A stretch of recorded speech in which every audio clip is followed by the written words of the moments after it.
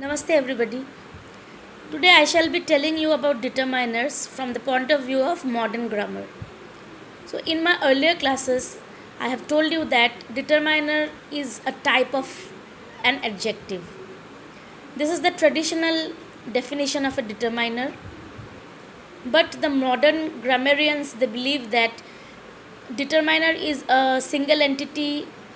It functions independently and individually.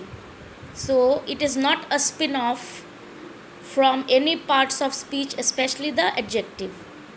So they have propounded 2 points. So the first point is determiner is an independent entity. That means the determiner is not dependent upon the adjective. Rather, it helps us to know which is the noun in a sentence or the pronoun in a sentence. Clear? Moving to the point 2. Determiner is not a type of adjective. So our modern observation is that determiner is not a type of adjective. It functions independently but in coherence with the adjective. Okay? So the question arises, why the determiner is not a type of adjective? The answer is because the determiners introduces a noun but the adjective modifies a noun or pronoun. So there is a difference between introducing and modifying. So first we will see how does the adjective modify a noun or pronoun. So adjectives modify a noun or pronoun by giving us further details about the noun or pronoun which is in question. Suppose I am taking an example from real life. Let us talk about the noun cigarette. So cigarette is very bad for our health, as we know. So you will see that in the cigarette packets it is labeled that cigarette is injurious to health. So cigarette is a common noun and the adjective is injurious. That means it is modifying the noun cigarette. Clear? Now our next question arises,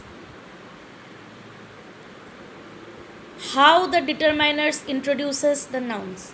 So this is very much a question of common sense. I told you in my previous classes that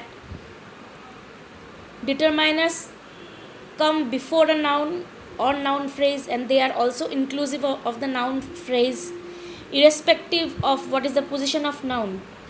That means the noun can be in the subject portion of the sentence or the predicate portion of the sentence, but when a determiner comes before a noun, that means it is definitely introducing the noun. Okay? If I say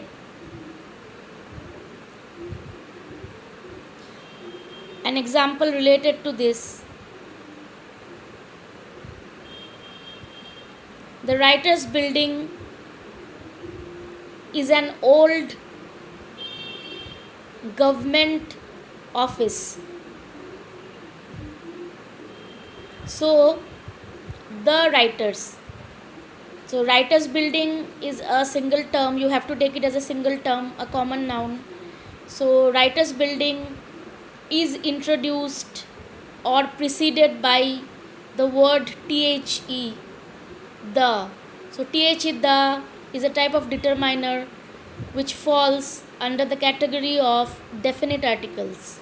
That means definite article is part of the determiner. So grammatically determiner and adjective performs the same function, that means modifying the noun but technically determiner and adjective is different from each other, because determiners introduce as a noun, whereas adjective modifies the noun. So when I gave the example, the writer's building is an old government office. So our sentence begins with the and it is followed by the noun writer's building. And in that very sentence, we have the word old. So old what? Government building. So old is an adjective which modifies yet another noun, government building. So in this case, the sentence begins with the determiner the, and it is followed by the noun writer's building. And in the same sentence, it also concludes with the noun government office, but it is preceded and modified by the adjective old. So adjective here do not introduce the noun, but it modifies the noun. So am I clear on it? So one more thing you have to remember, this adjective actually it is modifying two nouns.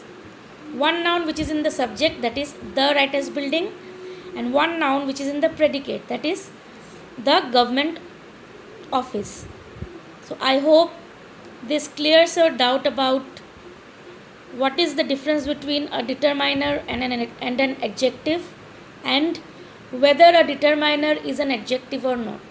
So the difference is very hairline. Thank you so much.